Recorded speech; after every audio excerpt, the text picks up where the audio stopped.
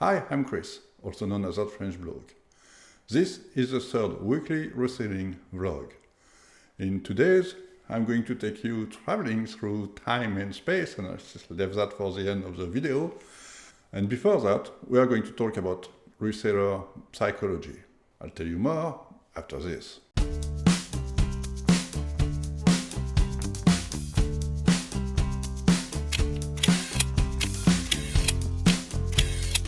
Buyer psychology is always something interesting when you're a seller. I used to be an estate agent for years, and when you're an estate agent, you spend time with your customer. You often spend like hours and hours visiting different houses, and you end up knowing them, knowing their psychology, and that is a great help when you do sell a house and you enter the negotiation phase on the property. You know what the buyer is ready to accept, you know how they work, you know if they've got money or no money, you know all those sort of things. You have a feel for it. Selling online, selling on eBay, buyers come out of nowhere. You don't know them. You have no way whatsoever of judging them. So it's always, I find, very tricky when you have a negotiation, when they make you an offer, to know how to handle them. Many times in the past, I had buyers making me an offer, and I will counter this offer not by much. If I try to sell something for 100 euros and a buyer make me an offer for 50, well, if by that time I've lost any hope of selling it for 100 euros, I might consider the 50, or I might counter offer with like something like 50, sometimes even just 55. It's just like you want a bit more. And you lose the sale because of those 5 euros, which is stupid. So nowadays I tend to, even if the offer is not as good as I expect, I tend to accept it anyway rather than trying to negotiate for just a bit of money. If it's a sizable amount of money, yes, I'll do it. But if it's a few euros, what's the point? Just take the sale and have it done with it. I had this camera for sale for 500 euros. Here is the camera. It's a Mamiya Professional C220F. It's a very good camera. And a camera like that is usually worth about 300 euros with a good lens. This one's blue dot, that's what you want. It's an 80 millimeters, which is the standard for those cameras with the blue dot. 300 euros max, I would say, usually. This one is in very good condition, but it had a little secret. If you look through here, you can see that there are some marking on the focusing screen. What you can see here is that there is a little lover. There is something that is not standard. So let me show you what's inside this camera. That's special. And first, for all those type of cameras, opening is somewhat tricky. What you have to do is you have this lever here, you push it down, and then you press that button, and the back pops out. And what you see here is I have this little thing that comes on a little flap at the back here, and this flap can be, no, it can be pushed this one. Okay, so basically what happened is every time you take a picture, you will have only half of the picture taken. And why that is, when I saw that, I was quite surprised. I bought this camera as part of the job lot where there were two cameras. They were both twin lens reflex. And they both had this modification, which was puzzling. The modification is obviously being made by professionals. It's very well done on both cameras. And that, with those marking, really puzzled me. I could not find a reason why a camera would have been modified in such a way, especially two cameras. I thought that it was done for some industrial purposes. So I've contacted the seller because I wanted to know the secret of that camera. And here is what he told me. This camera and the other one were used by the French police to take mugshot of people. And basically what they do is you've got F and P, which is face. So they use one position to take the face of the perp, and the second one is profile, so to take the profile of the perp, and like that they have both on the same film, and they can attach the picture to the file, or more exactly they could, because obviously I guess nowadays they are doing all that digitally, but that was it was done. This camera date from the 80s. That's what it was done then. Okay, so here is the secret of the camera. So, because it's quite a special camera in that respect, I decided to list it for 500 euros, which is a lot. I've paid 200 for the lot, for the two cameras, and the other one I've sold for 150, which is much more than what it was worth anyway, so I thought, well, why not 500 for that one? It's been for sale for quite a few months now. Not much interest, and lots of people who were interested in it say, well, I'll offer you like 250 if I can put it back to a normal camera. So the fact that it's like police modify wasn't exactly a plus in the end. Even if I'm still pretty sure that for some collectors that's a big plus, but those collectors are rare. The other day, I received an offer for 350 euros, and I thought, great, my limit was 300, okay, which is fair. So 350, I accepted straight away.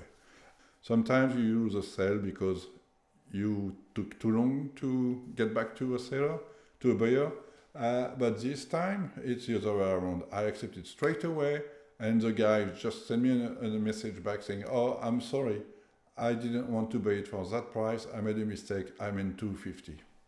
So I didn't reply. I just canceled the sale, and that was it. I won't say I was annoyed, because I know that there is value in it and that I will sell. And 250, I'll be honest with you, 250, I would have accepted 250, but not now, in a few months' time. At the moment, my limit was 300. And that's where it's becoming a bit spooky, because I've started this video this morning. The first thing behind the intro was shot this morning, and my plan was to talk about this camera. And at lunchtime, I received an offer for 250 on that camera, offer which I declined, but I countered, and we went back and forth, and we settled for 300 euros. So the buyer, so I have a buyer today now for 300 euros. I've checked after the fact, and it turns out that it's the same guy that canceled the sale the first time around, but this time he paid for it.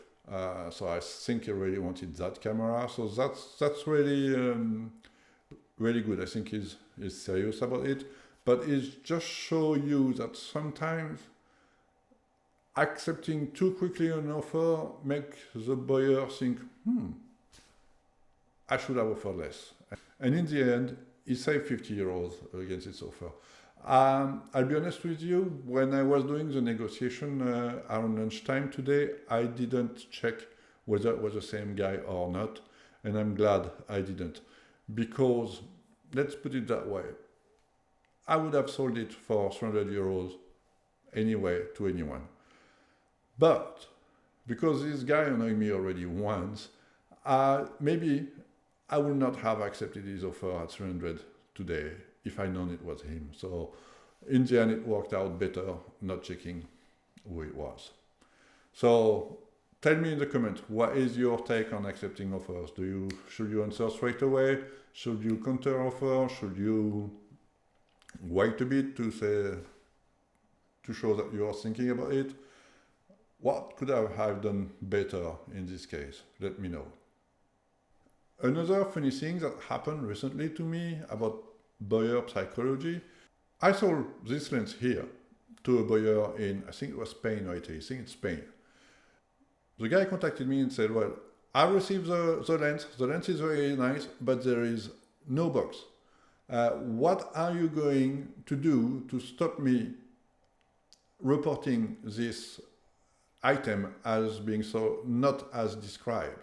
Item sold not as described is something that is really scary for a seller, and some buyer knows that, and they try to extort some money from you because of that.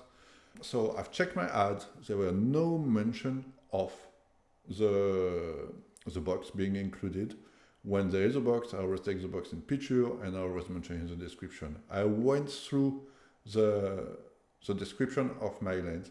I said the lens said that it was sold with its cap and its sunshade, I think, and that was it. So I replied to the guy. I said, well, listen, the box is not listed anywhere in the ad. If you look at my ad, it describes exactly the item. I've listed everything that is included. I also highlighted all the little flaws. There was some gold that were gone on some of the lettering. I've listed that because I take pride in giving the most accurate description of my item possible. So this is not an item sold, not as described. I'm sorry. The guy replied and said, the lens is nice. I'm going to think about it, test it, before I take my decision. I didn't reply back. And a few days later, he left me a positive feedback saying that I was a good game player, or I can't remember how he worded it. But I did not expect that. I really, really was scared that he will get back to me and try to get some money or want me to pay for the lens to be shipped back from Spain to France, which cost a fortune.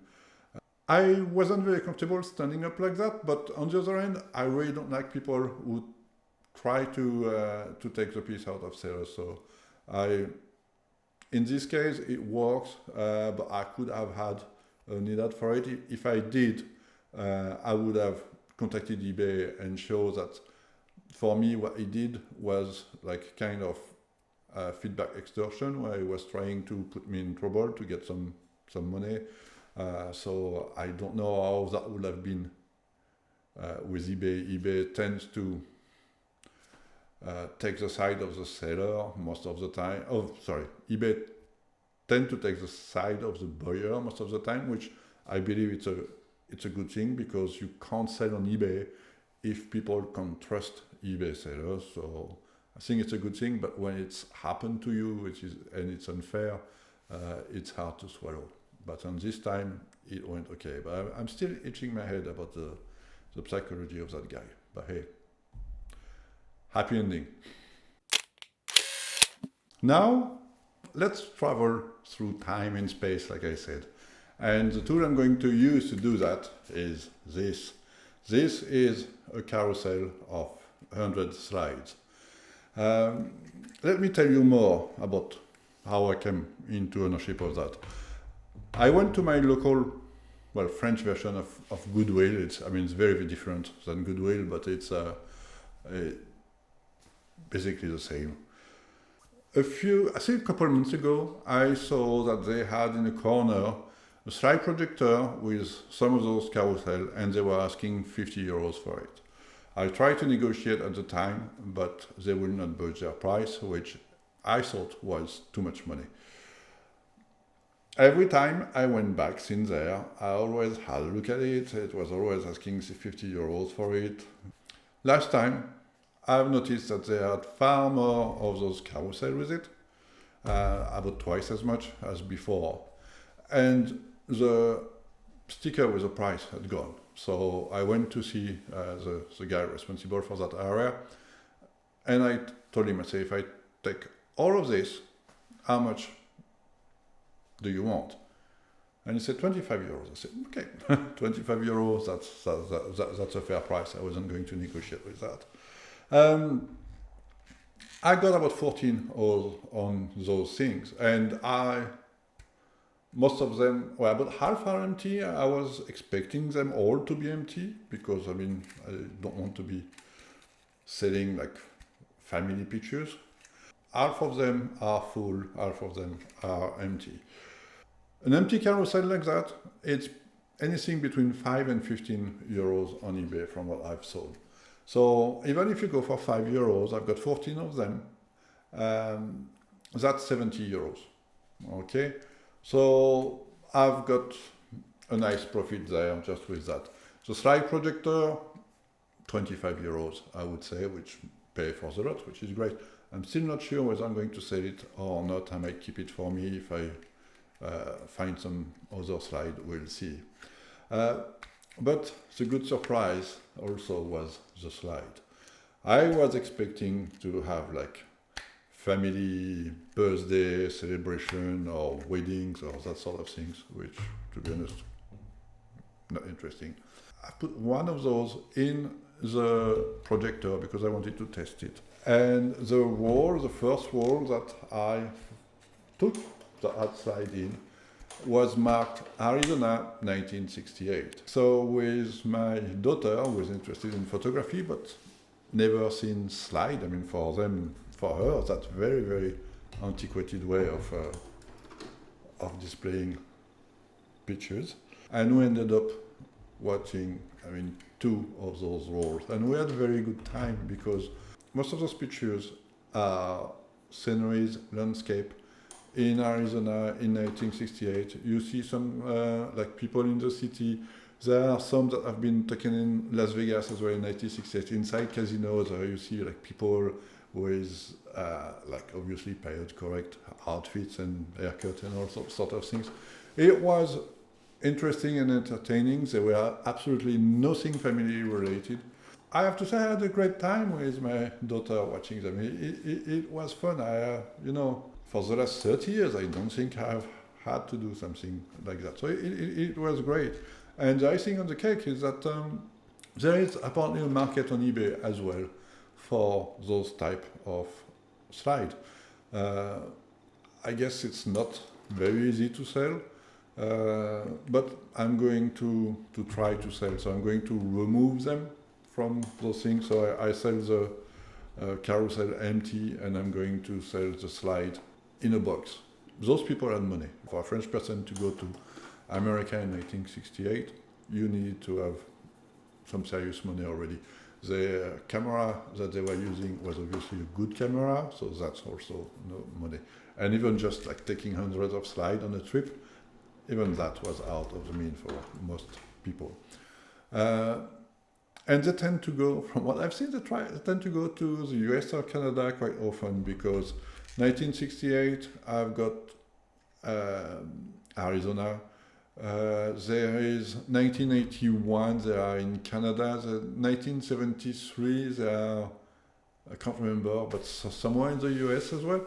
And every time it's that. It's good quality picture. It's really, really interesting. If you have the opportunity to buy some stuff like that, do so, seeing the quality of the picture, because the guy was a good photographer as well, I can tell.